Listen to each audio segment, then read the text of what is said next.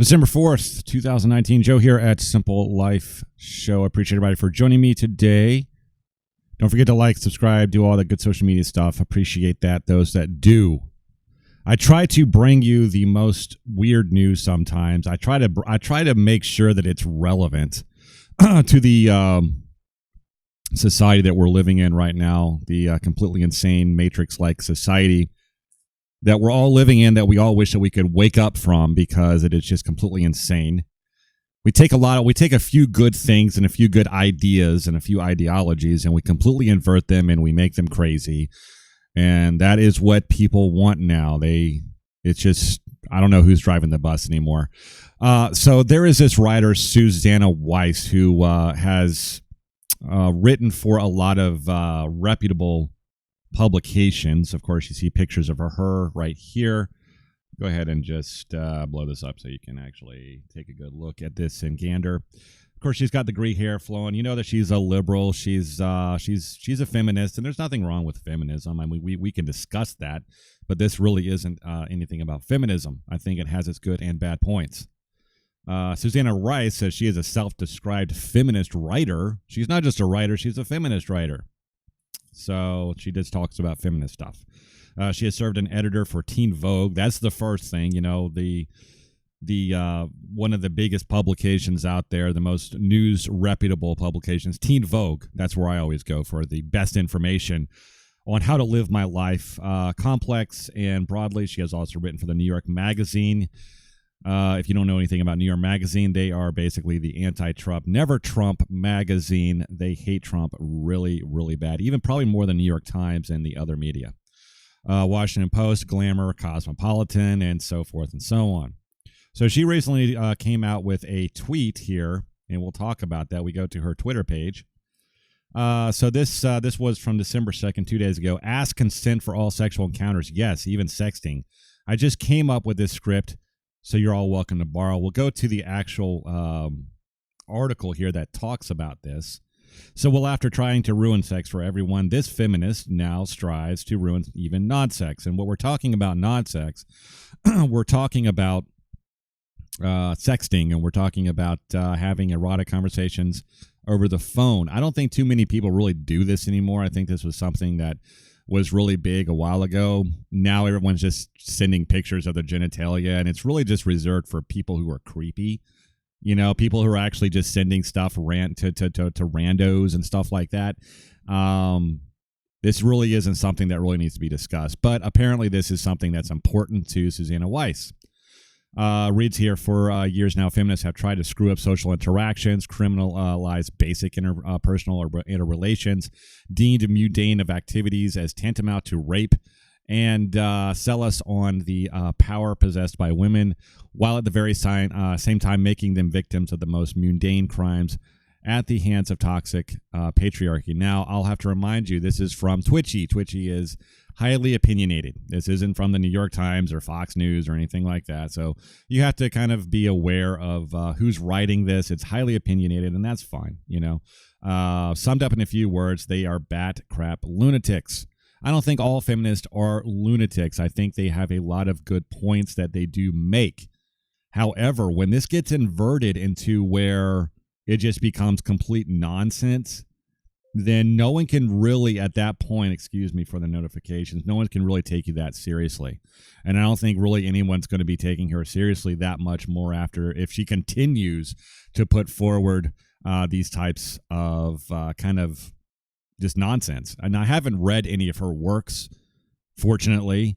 I'm assuming a lot of it has to do with feminist ideals and stuff like that.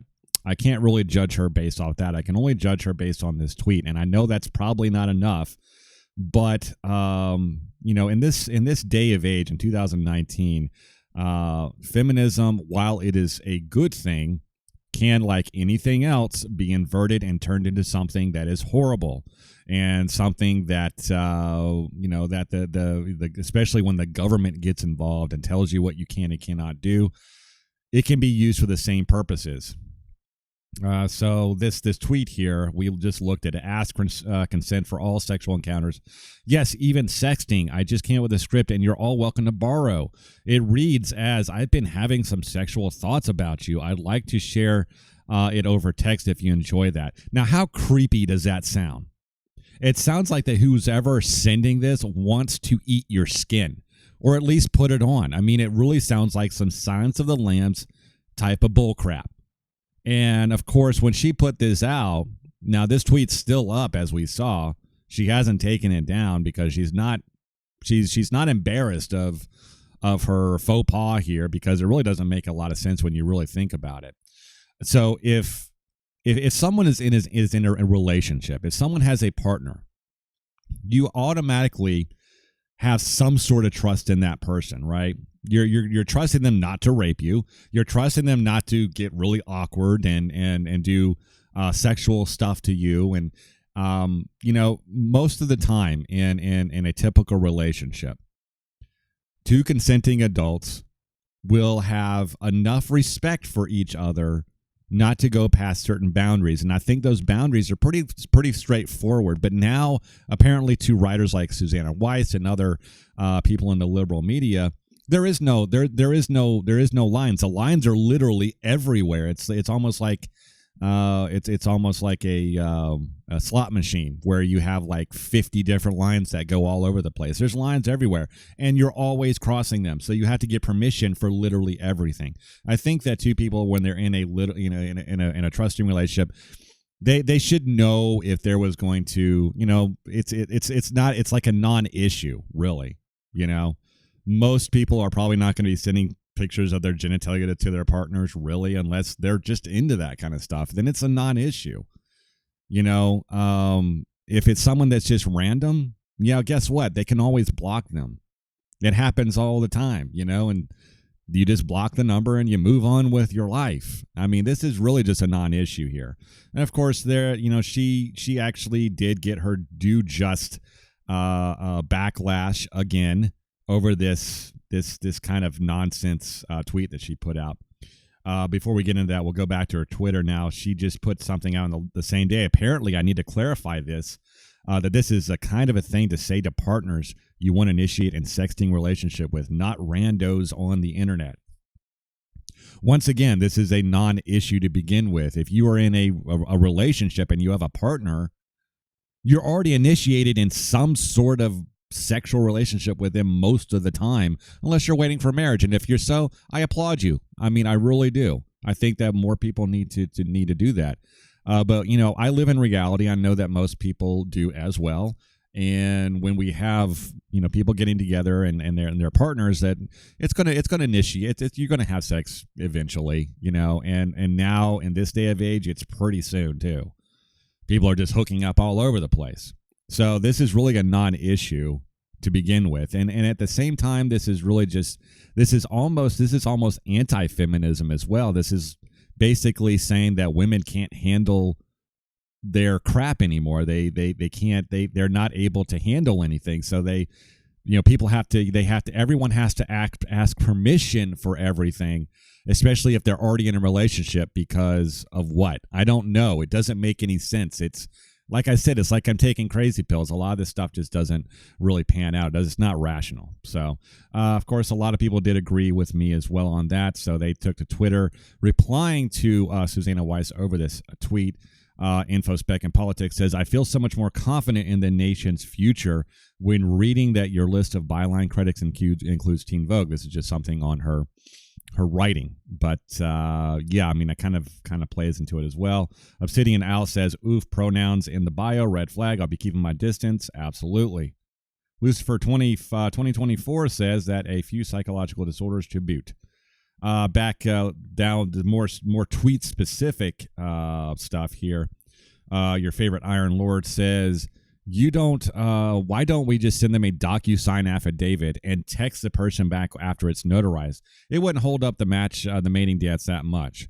So we're not really, it's not so much a dance at this point. I mean, most of the time when people do this, they are already in trusting relationships, especially a lot of times if it's long distance. And I can kind of understand that. It's true when you can't have physical connection with someone, you have to kind of spice it up. And that's completely normal to do that.